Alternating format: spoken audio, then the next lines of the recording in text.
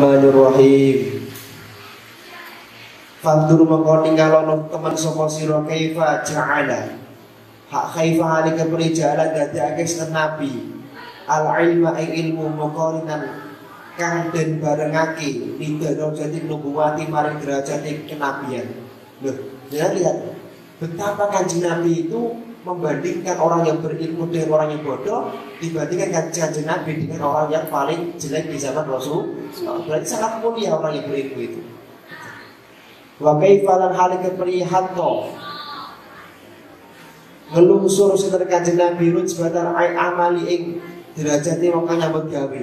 Al mujarrati kang den kang di dewi anti alil ilmi saking ilmu. Wa ikana lamun ono sapa al abid wong kang ibadah iku layak ora sepi an ilmi saking ilmu bil ibadah kelawan ibadah. Masyaallah. Jadi perumpamaan orang yang berilmu dengan orang yang ibadah terus itu ibarat kanjeng Nabi dengan orang yang paling buruk di antara sahabat kanjeng Nabi. Masya Allah. Kira-kira ibadah itu perlu ilmu nggak? Perlu. Padahal ibadah sudah pakai ilmu, tapi tetap paling buruk di zaman Rasulullah.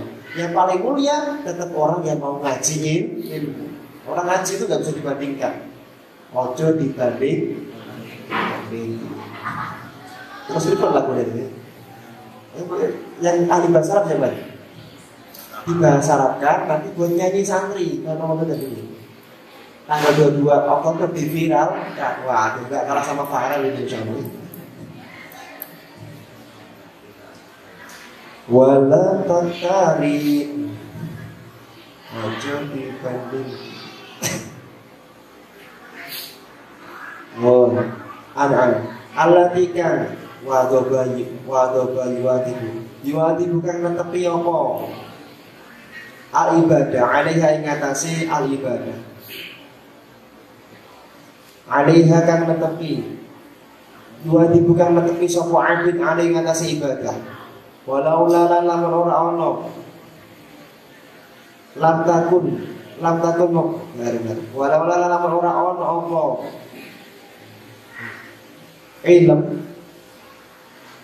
lam takun ora ono apa ibadah. Makanya menjadi orang yang mau ngaji itu sangat mulia di mata Allah Subhanahu wa taala. Dengan kalau bisa menjadi orang yang ahli ngaji. Tapi jangan lupa soda. Jadi Imam Asyim itu salah satu qiraah sab'ah. Beliau pernah tidak paham satu ilmu, ilmu. Apa yang beliau lakukan? Apa yang dilakukan oleh Imam Asyim ketika beliau tidak paham satu ilmu, maka beliau sedekah 80.000 dirham. Ini saya baca di dalam kitab Tabaqatul Qurra ya. Di dalam kitab Tabaqatul Qurra dikatakan untuk bisa paham satu ilmu atau bersyukur paham satu ilmu, beliau sedekah 8.000 dirham. Paham ya? Seperti itu. Karena satu dirham berapa? 4.000, sekitar 4.300 rupiah. Masya Allah. Makanya kita harus bersyukur kepada Allah. Jadi tadi berapa ilmu tadi? Satu hadis saja beliau bersyukur 80.000 dirham. Harus bersyukur. Makanya ilmunya baru. Seperti kitab Ta'lim wa Ta'lim, Masya Allah. Kitab Ta'lim wa Ta'lim itu kan baru ditemukan kemarin. Baru saja itu kitab Ta'lim wa Ta'lim. Sekitar tahun 1700 Hijriah. Masih baru ditemukan Ta'lim wa Ta'lim. Baru sekitar 400-300 tahun yang lalu baru ditemukan. Lama hilang baru ditemukan. Itu pun ditemukan di mana coba? Ya mungkin di Arab. Kenapa? Karena semua kitab di Arab sudah diambil sama orang yang ditemukan di Jerman, di salah satu universitas di Jerman. Baru ditemukan di Jerman, baru kemudian diajarkan di akhir zaman sekarang. Berkah. Siapa tahu catatan panjenengan misalnya tulisannya tulisan di sini sekarang mungkin nggak berjanji, nggak jelas tulisannya karena ngajinya ikhlas, ngajinya lillahi ta'ala. Sebelum ngaji sedekah gak ketan satu gelas air misalnya. Pas apa ini kata sih aqua misalnya. Jangan menyepelekan. Jangan-jangan gara-gara itu semua ilmu panjenengannya sekarang mungkin belum barokah. 50 tahun lagi, masya Allah ada harta karun. Ternyata kitab tulisannya Ustaz Darul Quran dikaji di mana-mana. Kita nggak tahu. Kitab Zubat itu baru ditemukan kemarin juga. Setelah hampir 500 tahun terpendam di laut, baru ditemukan dan sekarang menjadi kitab yang baru. Kitab Jurumiyah baru ditemukan kemarin juga, kita tahu. Makanya saudara Imam Abdullah bin Al-Haddad sekali lagi, beliau tidak akan pergi ke majelis ta'lim, tidak akan pergi ke majelis ilmu sebelum sedekah apapun yang dia miliki. Punyanya pisang ya, mos ya, sedekah satu mos. Ya Allah, semoga dengan aku sedekah ini engkau tutup aib guru-gurumu, satu itu. Yang kedua, engkau muliakan gurumu. Yang kedua, yang ketiga, engkau ampuni semua dosa guruku. Yang keempat, baru engkau berikan aku ilmu yang manfaat dan barokah. Ini tujuannya.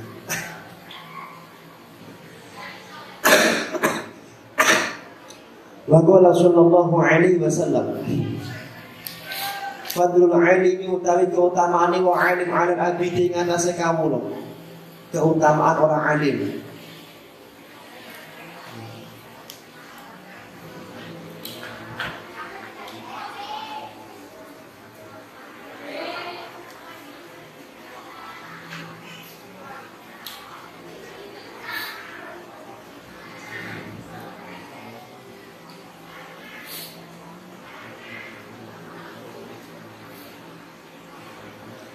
Keutamaan kafadlil anbiya, kafadlil komari koyo keutamaan gedung komari ha. Jadi kalau punya istri cari yang namanya Syamsiah, tidak mau kalah sama Komariah. Samsul. Syamsiah. Samsuddin. Syamsuddin. Lailatul Badri ing dalem wulan purnama ala sairil kawakib ing atase pira-pira lintang. Diamalke itu biar santri pada mana. Iqbala Yusuf li abihi ya abadi inni ra'aitu ahada asyara kawkaba wasyamsa wal qamara ra'aituhu bisa. Ini ayat yang paling hafal para santri putra ini. Masyaallah.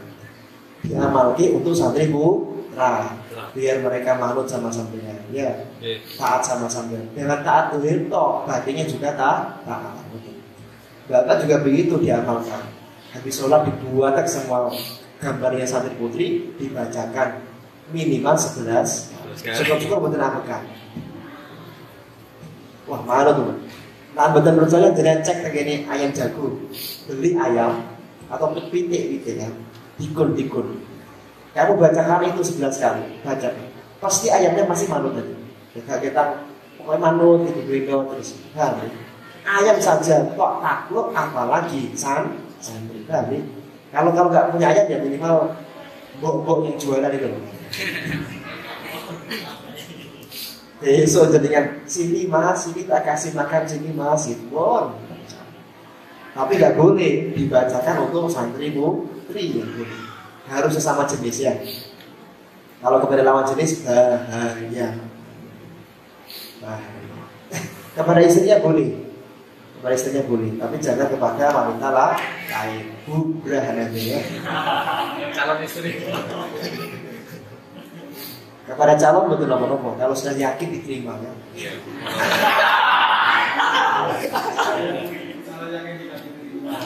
Kayak bacanya harus dengan yakin. Ya dibaca. Di Batak itu dibayangkan wajahnya apa?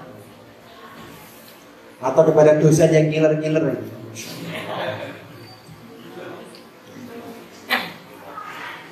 Biar luluh hatinya. Ilqala Yusuf li abihi ya abadi inni ra'aitu ahada asyara kawkaba wasyamsa wal qamara ra'aituhum li sajidin. Bacakan. Kalau ini tidak hormat sih, tapi lebih kepada cinta. Jadi santri-santri akan cinta kepada para ustaz.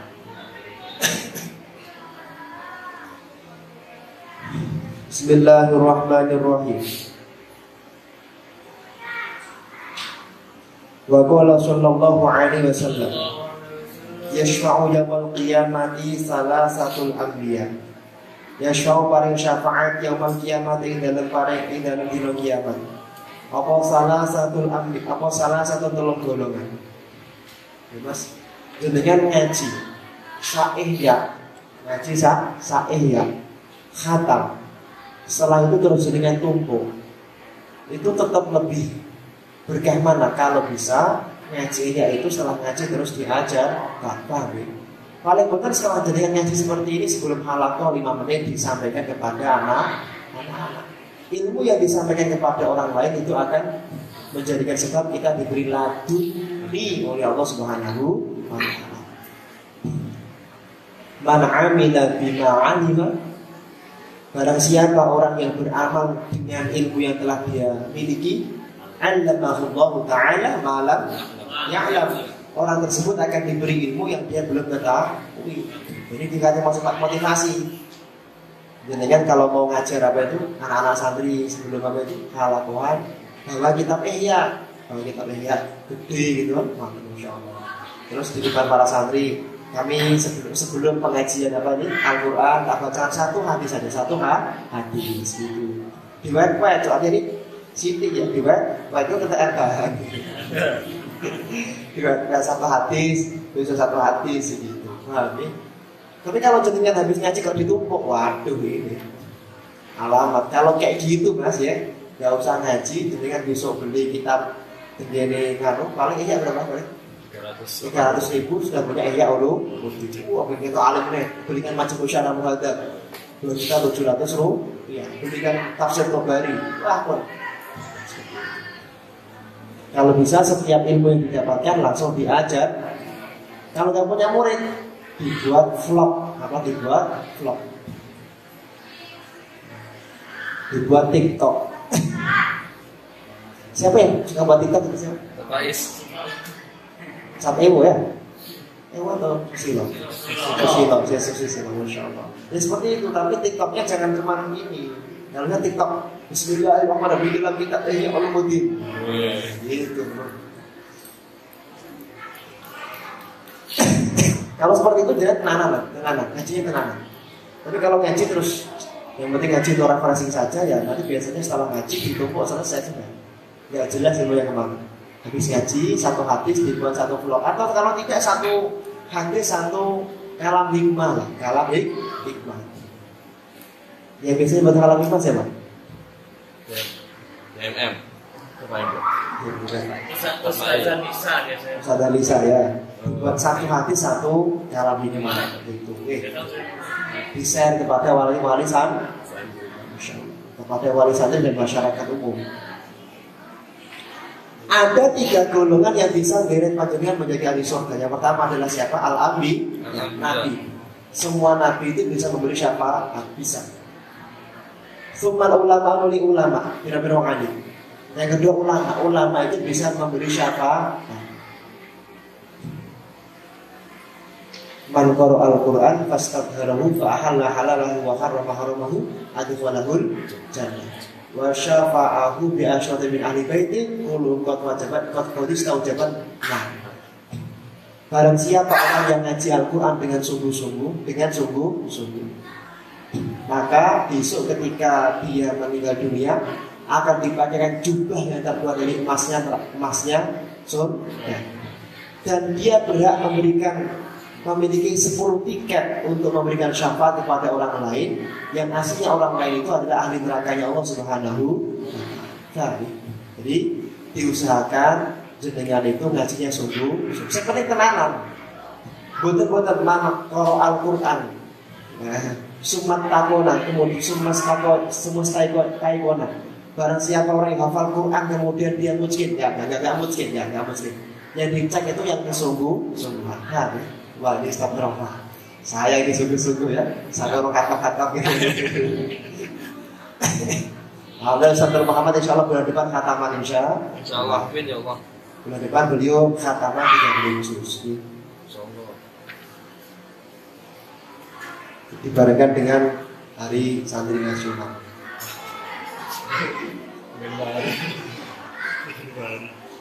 Kalau saya dulu begini Mas. Kalau dulu saya tuh penyemangat hafalan Quran itu, misalnya ya bulan ini juz 16. Jadi kan kalau bilang ke kan kalau di Al-Mu'ad kan ada tukang jadwal simaan di luar. Saya bilang bulan depan saya simaannya juz 19, pokoknya 3 juz lompat. Otomatis apa harus sungguh-sungguh biar sampai juz 19. Dan itu ternyata memotivasi benar. Dan ya itu dan bisa karena ada motivasi. Nah, ketika bulan Agustus juz 19, bulan September, Mas, besok saya tak juz malah juz libur ya, juz libur, bukan juz 21 atau juz 22. Otomatis 19 kira selesai, 10 selesai, 21 selesai, 2. Dan ternyata bisa. Selama kita punya motivasi, kita bisa. Logikanya begini, satu kaca itu otak normal, bukan cerdas banget loh, kayak saya kan normal. Itu satu kaca itu palingnya setengah jam dibuat, 1 jam lah lancar, status total. Berarti kalau sehari saya punya waktu 10 jam misalnya kosong, berarti paling tidak bisa membuat 10 halaman. Oke lah, nggak 10 halaman terlalu sombong.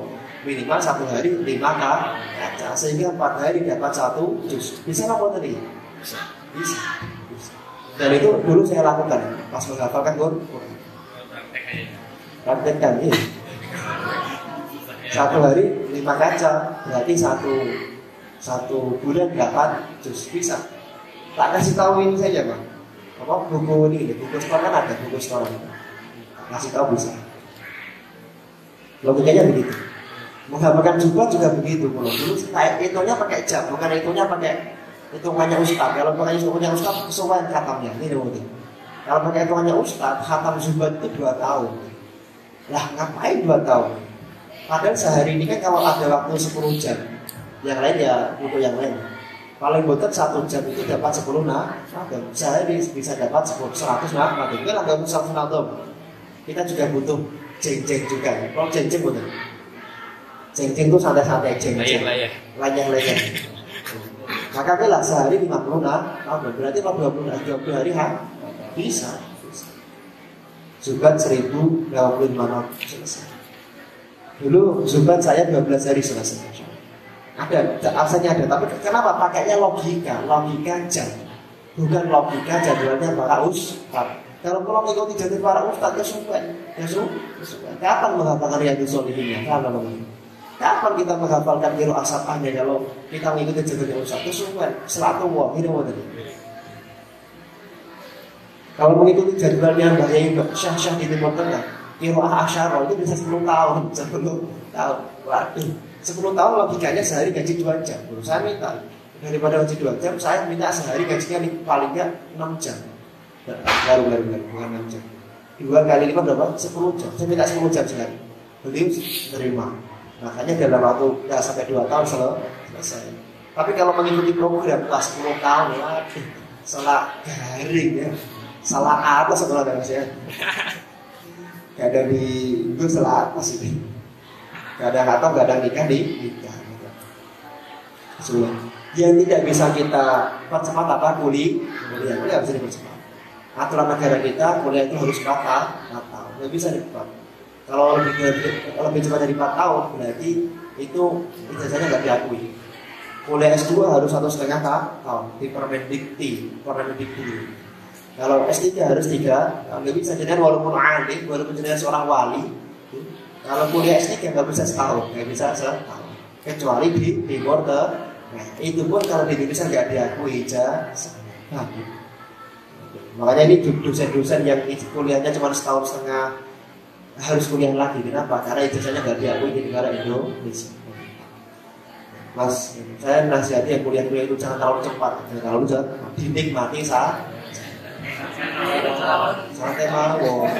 Yang penting IPK-nya mau tertinggi nilainya. Sampai ngopi ya,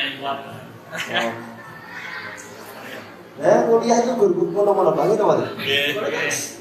Kuliah paling seminggu cuma 1000 jam, 1000 menit kan. Setelah itu buat apa kalau nggak buat menghafalkan rugi buat rugi. Apalagi alasan sibuk gara-gara kuliah.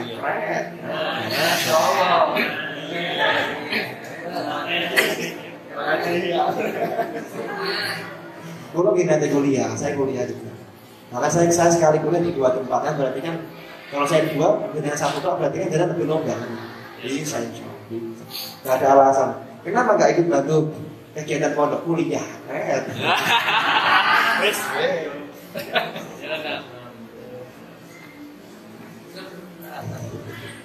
Insya Allah. Yang penting kuliah nih nggih. Kalau ketemu dosennya ilmu lalu Yusuf kuliah. Yang kedua, yang penting salam tempel. Dibacakan alin syiro. Biar itu alin syiro 11 kali disebulke. Nah itu nanti insya Allah setiap orang yang salaman itu akan ada interest kepada panjenengan. Akan ada ketertarikan kepada panjenengan. Ketertarikan. Kami alin syiro 11 kali. Itu bukan dendam, bukan. Bismillahirrahmanirrahim. Fa'azim. Jadi saya seperti ini karena dengan 10 anggap ustaz ini, ustaz. Kalau kepada santri ya tidak, karena santri dulu waktu. Fa'azim mongko ngagomono sapa sira.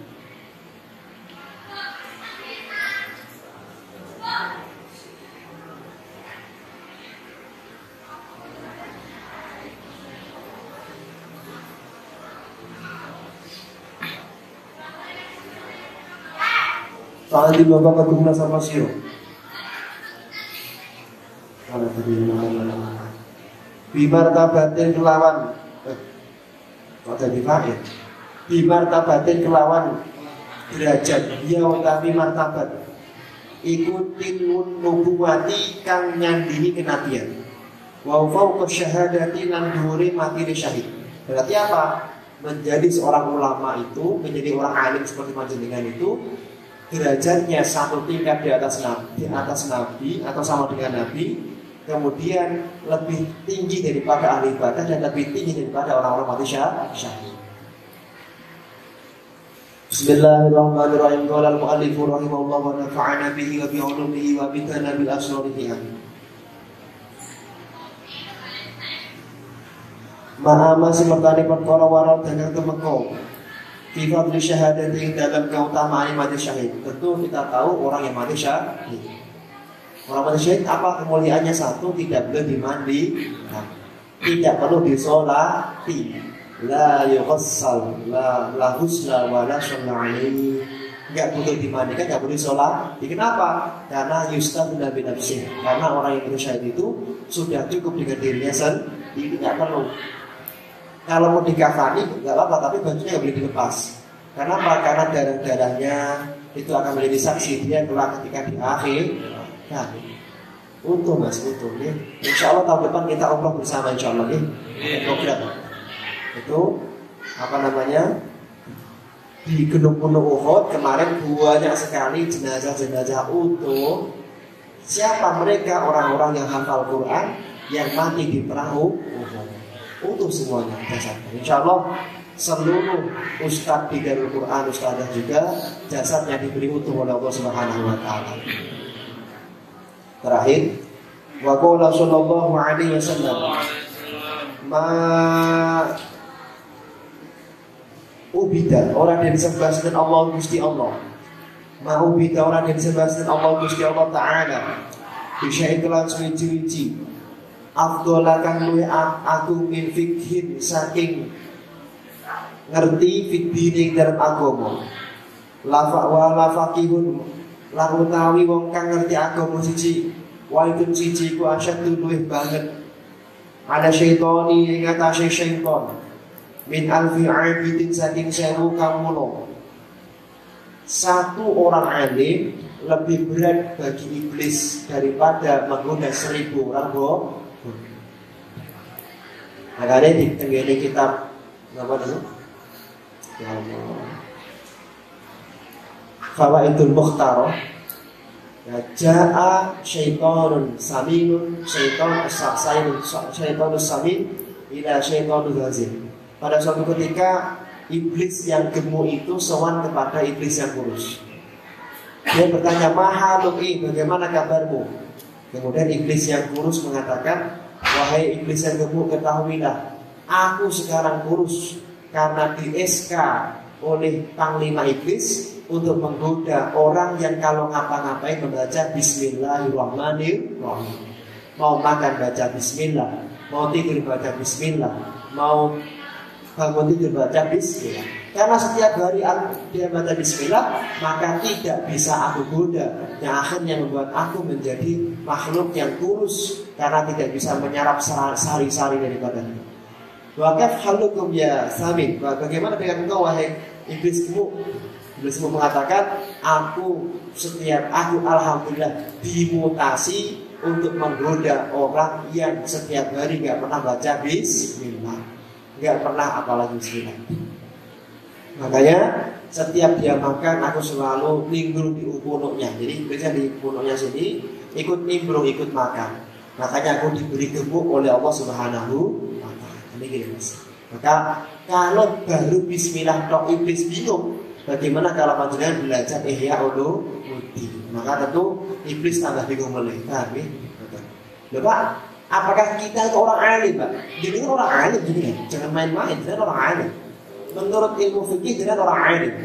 Apa sih pengertian alim itu? Man ishtaghala ba'da umurihi, barang siapa orang yang hidupnya itu sempat menyibukkan diri belajar ilmu, itu adalah alim. Boh jenengan paham boten, karena panjenengan itu sudah sempat menyibukkan diri belajar ilmu, maka jenengan secara usul fikih disebut orang alim. Nah, awam man lam yashtamil, orang yang hidupnya tidak sempat pernah fokus belajar ilmu agama. SD negeri 1, SMP negeri 1, SMA negeri 1, kuliahnya di UIN. Nah ini ya nggak pernah fokus nih, fokus belajar agama tok. Makanya dia disebut awam, masih disebut awam.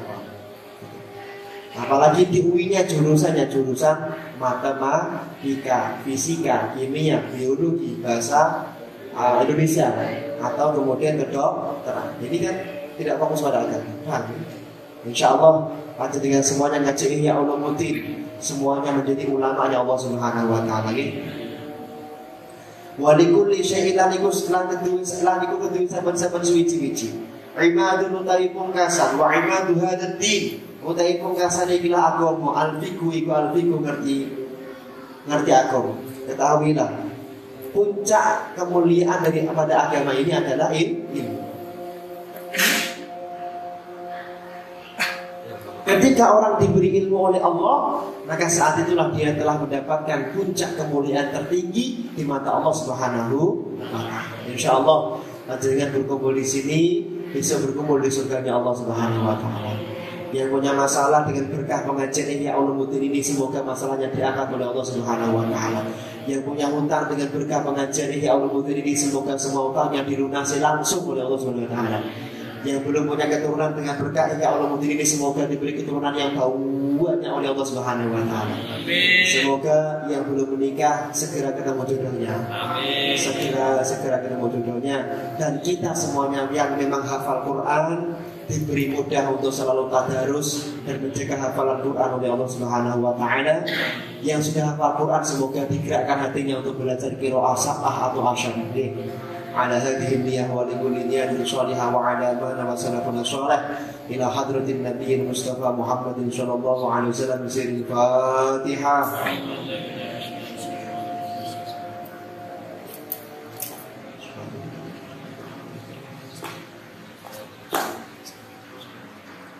Berkata lu ngapunten kana khilafipun, syukran ala khudulikum wa ihtimal bisma'ikum. Assalamualaikum warahmatullahi wabarakatuh. Waalaikumsalam.